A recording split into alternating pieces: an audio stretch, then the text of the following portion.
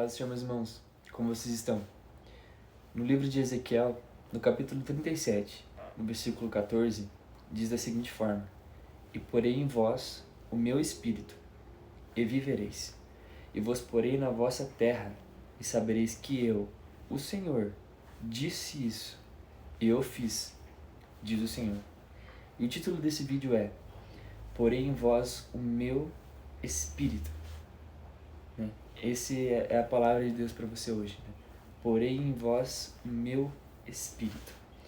E eu quero que você entenda comigo, a riqueza que há nesse texto, qual é o contexto desse Ezequiel capítulo 37, porque existe algo muito valioso para nós aqui. Quem sabe você está num momento na sua vida onde, assim como o povo de Israel, um momento de muita dificuldade.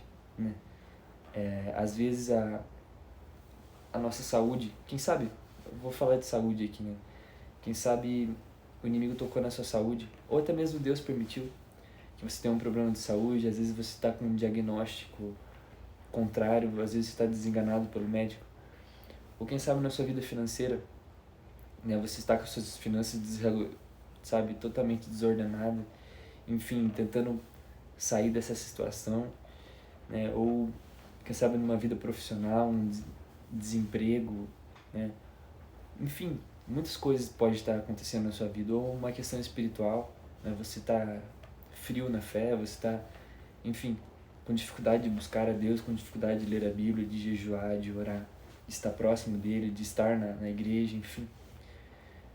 Não sei qual é a sua situação, o que você está passando, mas existe algo rico para a gente aqui, nesse capítulo 37, que engloba todas essas coisas, E eu quero que você entenda isso comigo. Basicamente o contexto aqui era o seguinte: o povo de Israel havia sido exilado na Babilônia.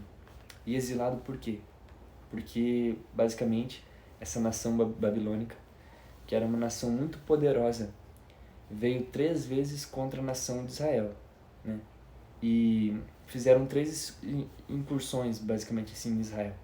As 2 primeiras, na primeira apenas levaram algumas pessoas, alguns jovens da elite judaica. Na segunda incursão que eles fizeram em Jerusalém, no caso, eles levaram o rei, enfim. E na terceira incursão que eles fizeram, essa foi a pior de todas.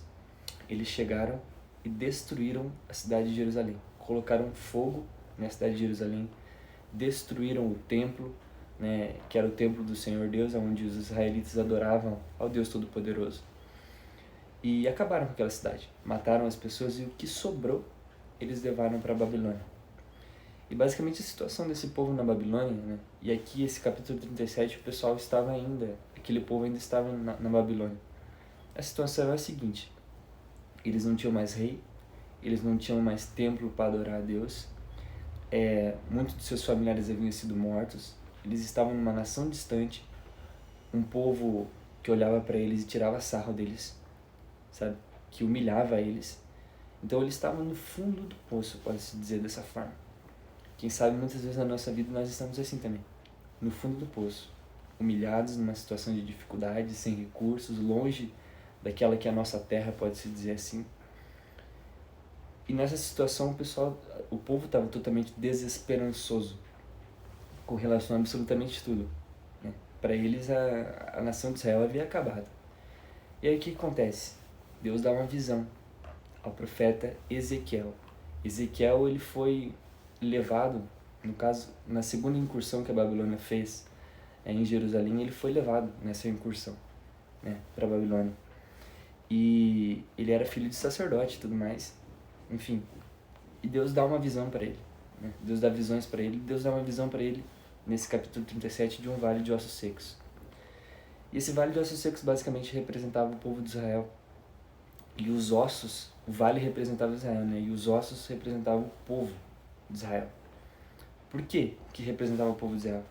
Porque basicamente o povo se achava, o sentimento que o povo israelita estava tendo ali naquela cidade, ali na Babilônia, era o sentimento de estarem como ossos secos, sabe? A Bíblia nos conta no versículo 11 aqui da seguinte forma: Então me disse: Filho do homem, esses ossos são toda a casa de Israel.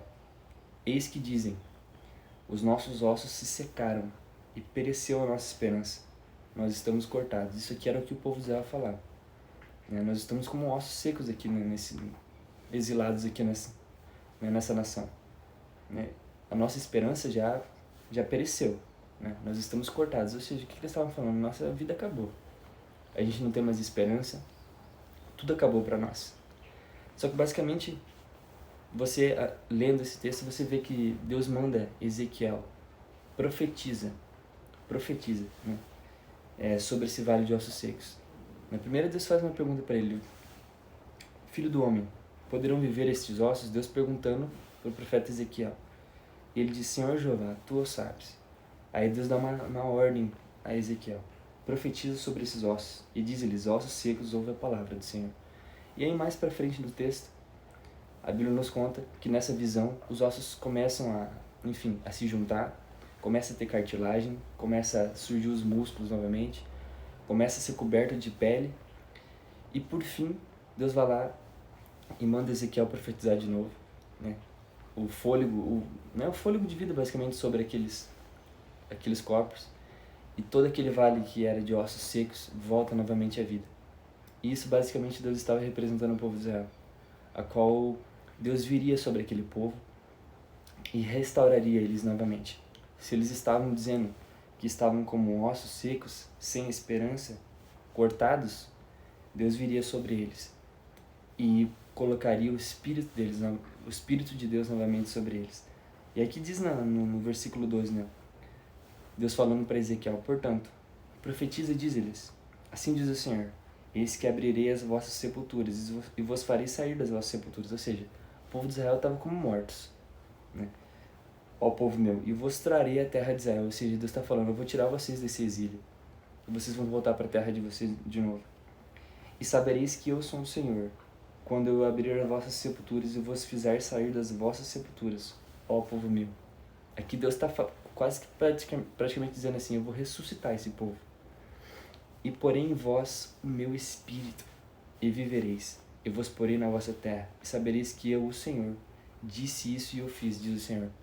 Que basicamente Deus aqui está dizendo eu vou ressuscitar vocês dos mortos, vou tirar vocês da sepultura, sabe? Eu vou tirar vocês dessa situação terrível que vocês estão, sabe? E vou trazer vocês de novo, sabe? Os corpos de vocês à vida.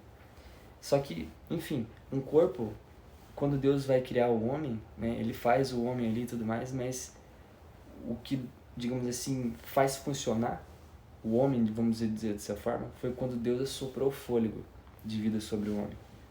E aqui que está o X da questão.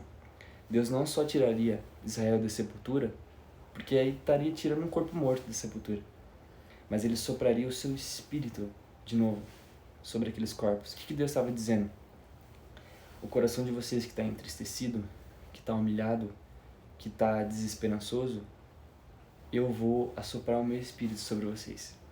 E a partir de agora, vocês vão ter esperança novamente.